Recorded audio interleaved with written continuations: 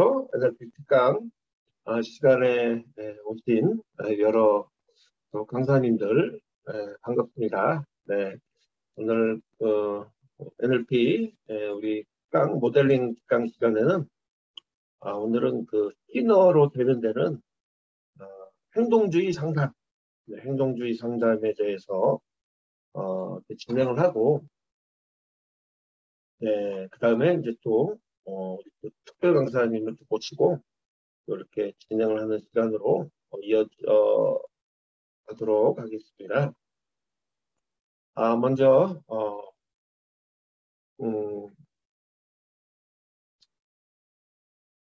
동영상 같이 공유를 하면서 진행을 한번 해보도록 하겠습니다.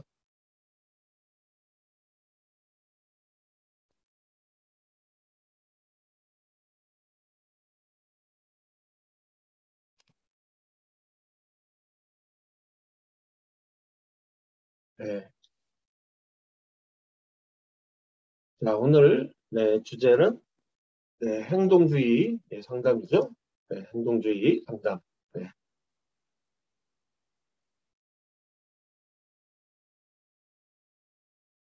저는 교육청의 학부모 또 역량 강화 강사, 또 국제공인 NLP 트레이너이고 또 심리 상담을 강의하는 김성진 강사입니다. 오늘 주제에 이제 스키너죠.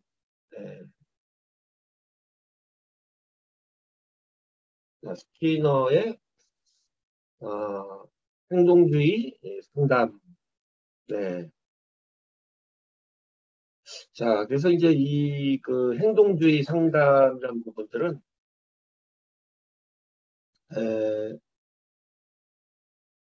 특히 지금 우리 현재의 어떤 교육 풍토에 있어서 굉장히 어떤 중요한 또 모티브가 되는 그런 이제 이론이다라고 이제 얘기할 수가 있겠습니다. 한마디로 말씀을 드린다면 인간의 행동은 학습된다라는 것, 학습이 되고 또 이러한 학습에는 이 유전적 요인과 또 환경적인 요인이 굉장히 중요하다. 이런 특히 이런 환경적인 어떤 요인을 잘 조성을 하면 어떤 특별한 유형의 인간형을 이렇게 학습을 시켜서 만들어 나갈 수 있다라고 그렇게 이제 믿고 있는 게 행동주의 상담 이론가들의 어떤 논리다라고 볼 수 있겠습니다. 물론 어떤 특히 사람을 어떤 변화시키고 어떤 특별한 인간 유형을 우리가 이제 변화시켜 나가는 데 있어서 물론 이제 환경이 굉장히 중요한 요소를 가지고 있습니다만 그 외에도 여러 가지 또 여러 가지 기질적인 문제 또 본인의 어떤 의지, 자유의지와 노력에 관련된 부분들은 조금 배제되고 인간의 어떤 선천적인 유전과 환경적인 어떤 그런 부분들이 중요하게 생각하고 있기 때문에 이런 행동주의 상담 이론가들이 이렇게 비판을 받고 있게 되는 겁니다.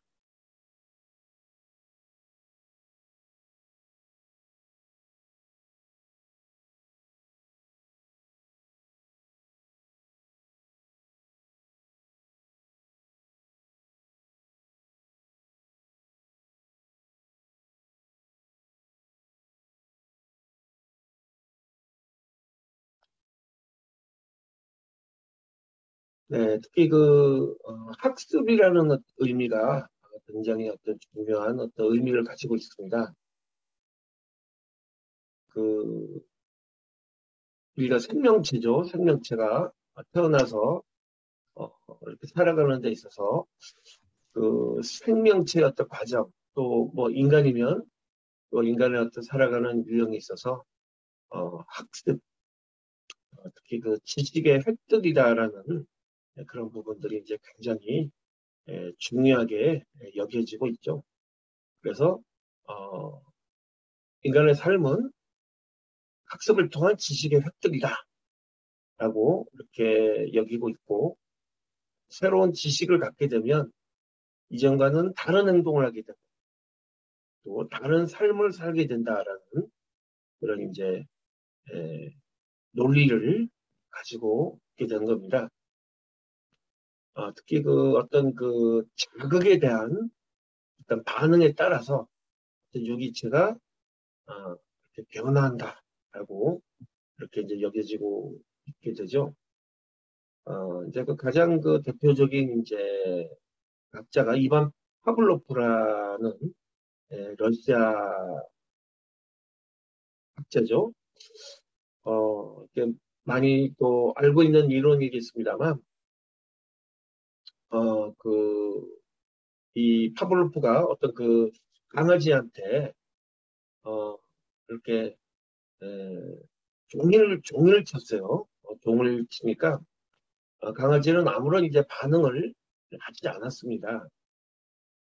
그런데, 어, 그, 먹이를 준 상태에서 종을 같이 치니까, 이제 강아지가, 그 종을 치는 상태에서 먹이를 먹으니까, 나중에는, 그, 종만 친 상태에서 강아지가 이제 침을 흘리는 그런 이제 반응을 했다라는 것이죠. 어, 결국 이제 이 행동주의 철학에 있어서 중요한 부분은, 조건의 연관화라는 이제 그런 개념입니다. 어떤 종이라는 것과 또, 뭐 종을 쳤을 때는 아무런 자극에 대한 반응이 없었죠. 그런데 종과 먹이를 같이 줄 때 이 유기체인 강아지가 이 종과 먹이에 대한 연관화를 반응을 보이기 시작했다는 것이죠. 그래서 이제 나중에 종만 칠 때 먹이가 없는데도 불구하고 이제 침을 흘리는 반응을 했다는 것입니다. 그러니까 결국 어떤 자극에 대해서 학습을 했다는 것이죠.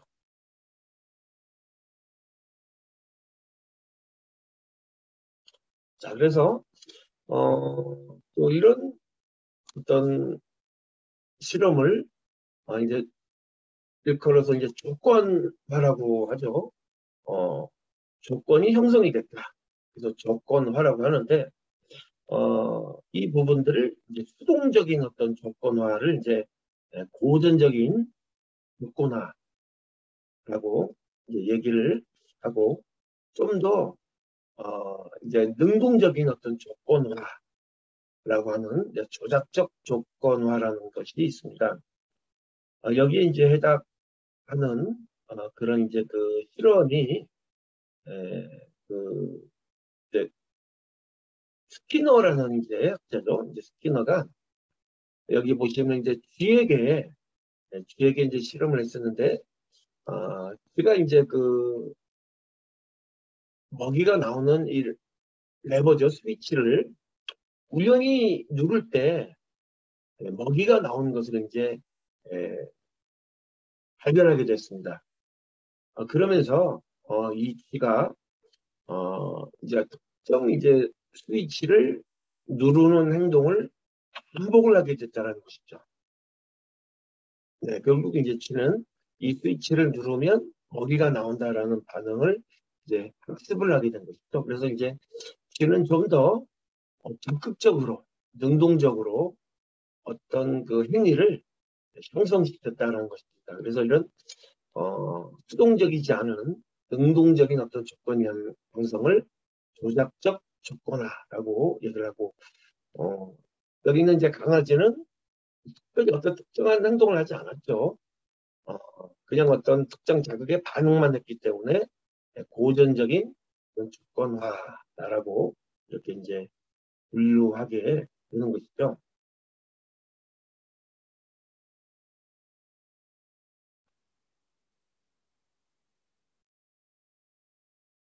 자, 그래서 이제 고전적 조건화는 어떤 자극에 대한 반사신경적인 어떤 반응이다라고 얘기를 하고 있고, 조작적 조건화는 어떤 반응에 따른 요기체 스스로의 예, 그 행동이 첨가된 그런 행동의 학습이다라고 이렇게 얘기를 하고 있습니다.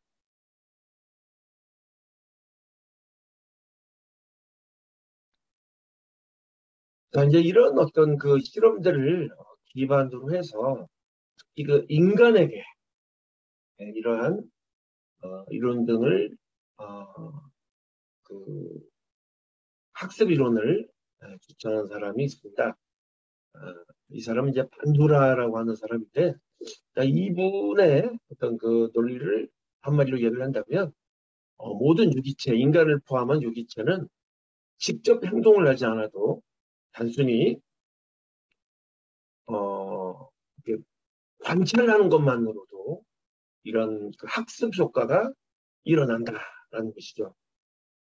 그래서 관찰함으로써 어떤 특정 행동의 보상과 처벌, 그리고 새로운 행동 양식을 배우게 된다라는 관찰 학습과 모방 학습의 이런 어떤 그 사회 심리 학습 이론이라고 해야 되죠. 사회 학습 이론을 이렇게 얘기를 했습니다. 그래서 어, 이걸 토대로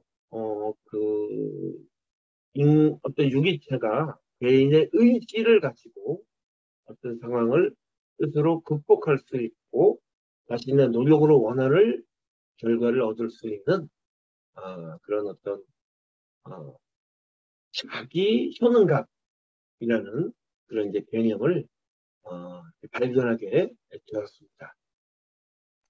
결국 그 유기체는 어떤 환경에 지배되는 게 아니고 어떤 개인이 상황을 통해서 어떤 상황을 새롭게 만들어갈 수 있다라는 그런 어떤 자유의지 이런 부분들을 좀 더 특히 이제 인간에게 있어서 그런 부분이 예, 유기체와는 좀 다른 어떤 지점이다라는 것을 말하고 있는 부분이다라고 할 수 있겠습니다. 이제 그 재밌는 이제 실험을 했었는데 그 어떤 아이를 어떤 방에 그 아주 커다란 그 오뚜기 인형을 이렇게 놔두고 그 인형에 어떤 어른이 들어가서 어, 그 인형은 이제 그 오뚜기 인형을 막 혼을 내주고 심지어는 때리기까지 하는 이제 모습을 이제 보여줬습니다. 이건 이제 어른이 이제 나가니까 그걸 이제 물끄러미 관찰한 어린이가 몇 분 지나서 그 어른 행동을 똑같이 모방을 했다는 겁니다. 그 커다란 오뚜기 인형을 혼을 내고 혼내는 흉내를 내고 때리는 신용을 냈더라는 거죠. 그 다음에 이제 또 시간이 지나서 또 다른 이제 그 방에 있는 어린이에게 또 어떤 어른이 그 오뚜기를 이렇게 품에 안고 이렇게 격려하고 이렇게 어르고 달래고 사랑스럽게 이렇게 격려해주는 그런 이제 모습을 보여주고 나서 그 모습을 본 어린이가 그 행동을 똑같이 모방했더라는 그런 실험이 있었습니다. 이게 이제 보보의 임형 실험이라고 하는데 결국 어, 인간은 주변의 어떤 환경을 모방하면서 학습을 한다라고 그렇게 하고 있습니다. 그래서 지금 내가 하고 있는 특정 어떤 행동은 과거에 누가 했던 것을 이제 대리적 모방 행위로 학습되어진 과정이다라고 이렇게 얘기하고 있습니다. 그래서 이 어떤 반도라의 어떤 이 실험을 통해서 이그 학생들의 어떤 그 생활 교정이라고 해야 될까요? 또 이런 부분에 있어서 굉장히 또 모방학습, 관찰학습 이런 부분들이 굉장히 또 중요한 요소로 이렇게 정리되고 있습니다. 특히 이 부분들이 한 가지 또 좀 재미있는 또 이론이 있는데 동구권에 있는 어느 심리학자는 심지어는 나에게 12명의 생후 갓난아기를 나에게 주면은 내가 이 아기를 의사를 만들 수 있고 또는 시인을 만들 수 있고 심지어는 알코올 중독자와 정신병자까지도 만들 수 있고 군인까지도 만들 수 있다라고 이렇게 이제 호언장담을 했다고 합니다. 이 학자들은 인간은 어떤 특정한 환경과 특정한 조건을 만들어주면 원하는 유형의 인간을 만들어낼 수 있다라고 그렇게 이론을 펼쳐서 특히 2차 세계대전에 독일의 히틀러가 집단 어떤 게르만 민족의 아이들을 이런 어떤 우월한 게르만 민족으로 만들기 위해서 집단 타가소 그리고 특히 공산권의 이런 어떤 그런 집단 평가의 어떤 그런 개념이 이런 어떤 행동주의 이론의 어떤 근거가 되는 그런 바탕이 되는 일도 있었다고 하죠.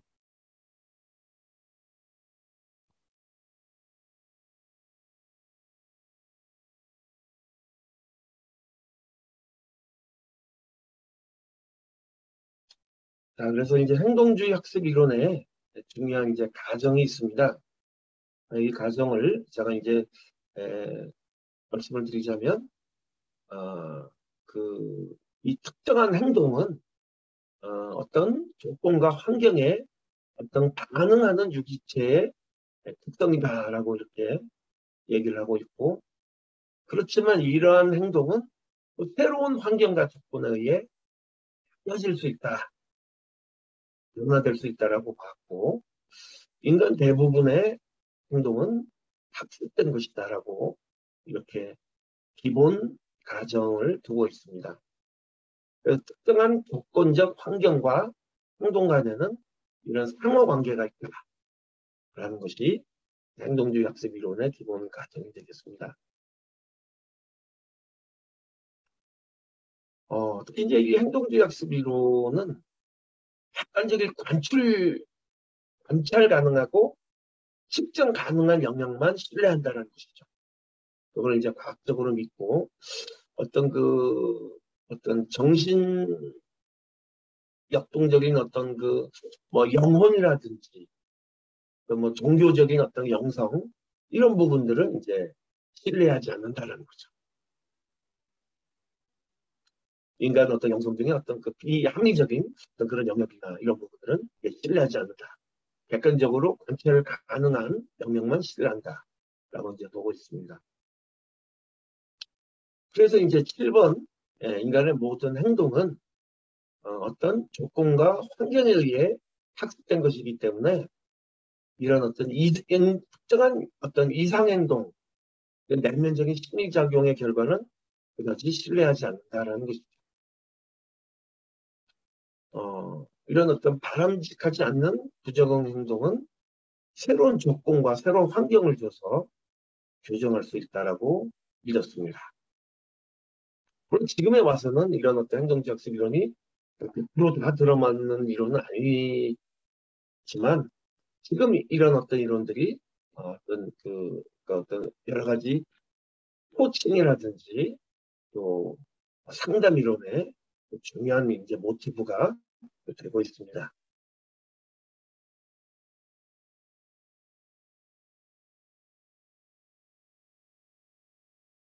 자, 다음은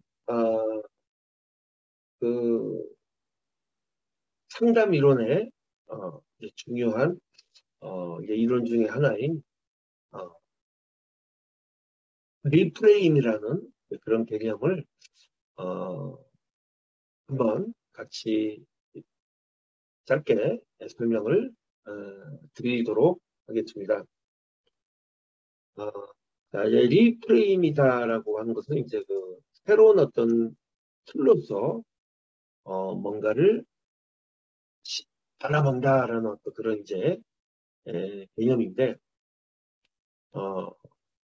여기에 보시는 어떤 그림이 하나 있습니다. 자, 이 그림을 보고 나서 어떤 그림으로 이렇게 생각이 되시나요? 네, 어떤 분들은 젊은 소녀의 어린 소녀의 옆모습이다라고 이렇게 보시는 분들도 계시고 또 어떤 분들은 할머니의 아주 큰 얼굴이 보인다라고 또 이렇게 하시는 분들이 있습니다. 특히 할머니 얼굴이 보이시나요?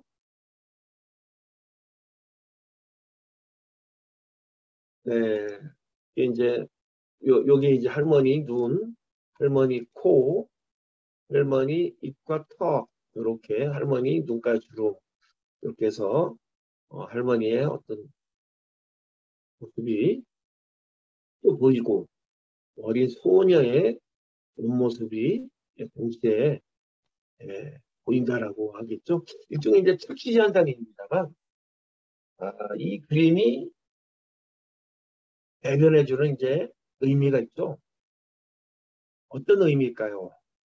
이 그림이 주는 의미는 사람은 저마다 자기 주관적인 관점으로 사물을 바라본다는 겁니다. 그래서 사람의 의식은 다 주관적이다라는 것이죠. 똑같은 그림을 바라보지만 그 그림에 소녀의 옆모습을 보는 사람이 있고 할머니의 모습을 주관적으로 이렇게 바라본다는 것입니다.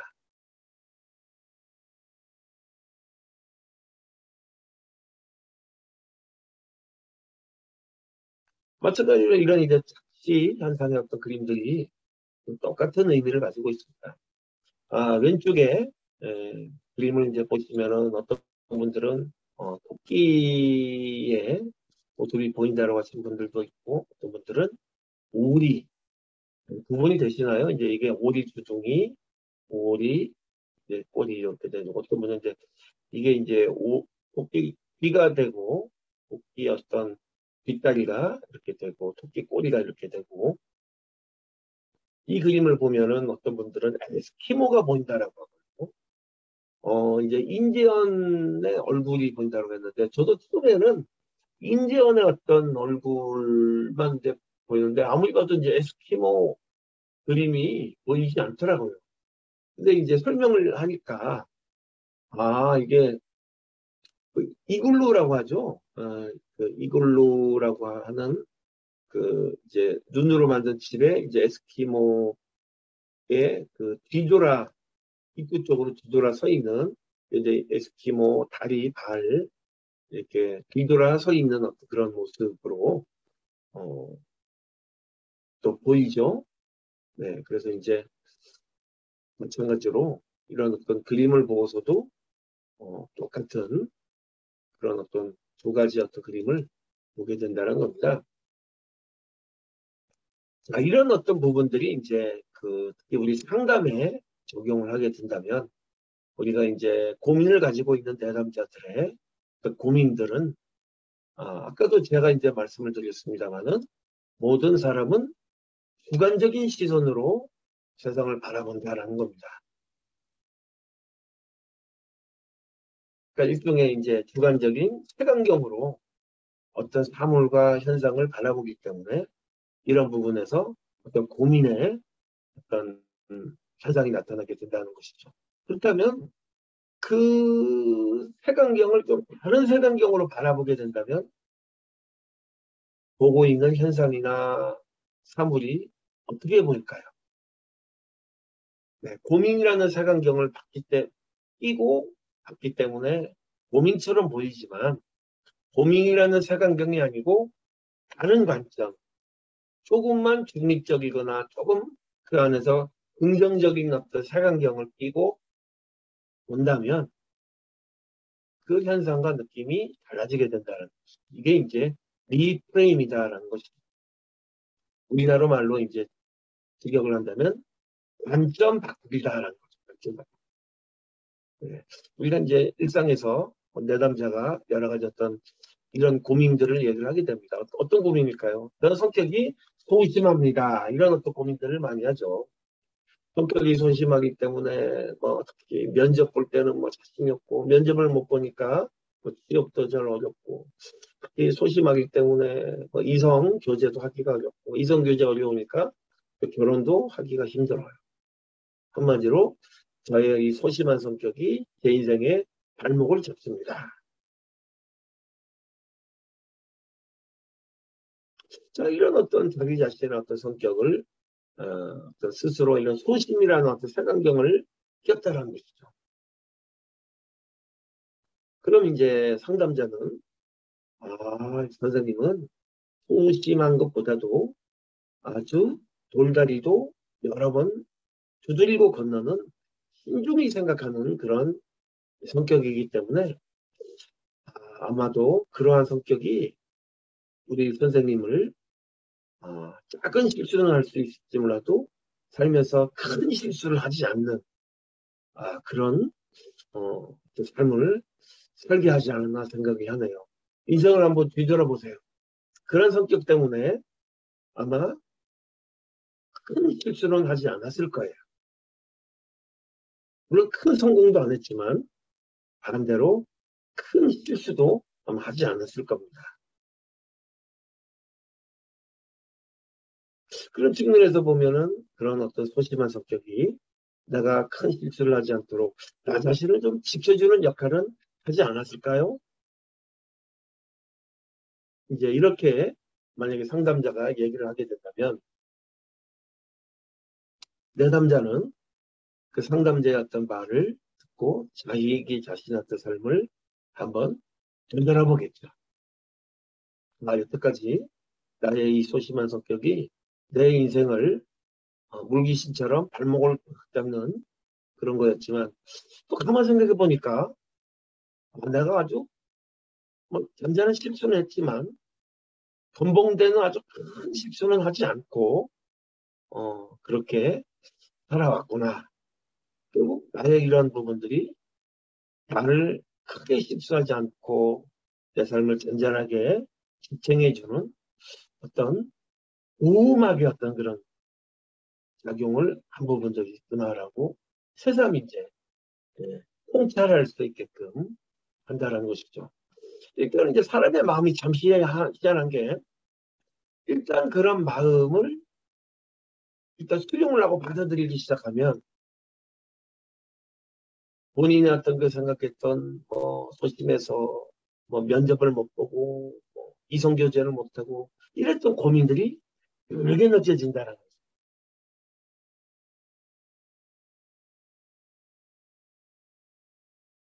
아주 간단한 논리죠. 네. 뭐 그런 부분들이 크게 고민처럼 느껴지지 않고 오히려 나의 이런 소심한 성격이 내 삶을 여러 가지 실수나 위협으로부터 안전하게 보호해줬구나라는 생각을 하게 되면 나 자신의 어떤 그런 성격을 뭐 비하하거나 뭐 억압하거나 이렇게 하진 않겠죠. 우리 자신을 어떻게 보면 존중하고 수용하는 마음이 들겠죠. 그럴 때 자기 자신의 여러 가지 고민에서부터 조금 벗어날 수 있는 단초를 얻게 된다는 것입니다. 자, 이제 또 다른 이제 예를 이제 한번 또 들어보도록 하겠습니다. 특히 이제 이런 분들이 많죠. 특히 그 어떤 뭐 대중 발표나 연설을 이렇게 특히 직장인들을 특히 파워포인트나 이런 어떤 발표를 할 때 긴장된다. 요즘 이제 각 직장인들까지도 이렇게 서로 이제 경쟁을 하지 않습니까? 좀 더 평가를 고가를 받기 위해서 그것 때문에 어떤 사람은 굉장히 발표를 잘해서 인정받는 사람이 있고 또 어떤 사람은 또 이런 발표가 익숙하지 않기 때문에 긴장되고 떨려서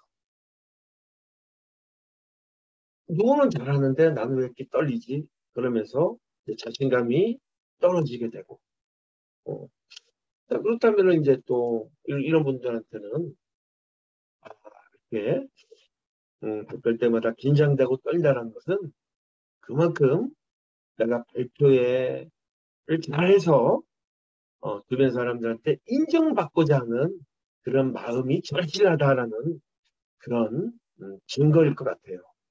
그러니까 그런 어떤 긴장감을 달래주기 위해서는 발표 연습을 충분히 더 열심히 해야 되겠죠?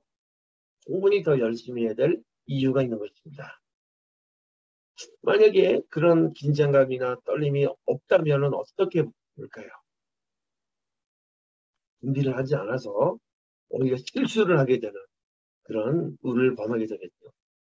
그런데 이런 긴장감 때문에 발표 준비를 열심히 하게 된다면 오히려 직장 동료한테 인정받는 그런 결과를 가져올 확률을 높이게 되는 것입니다.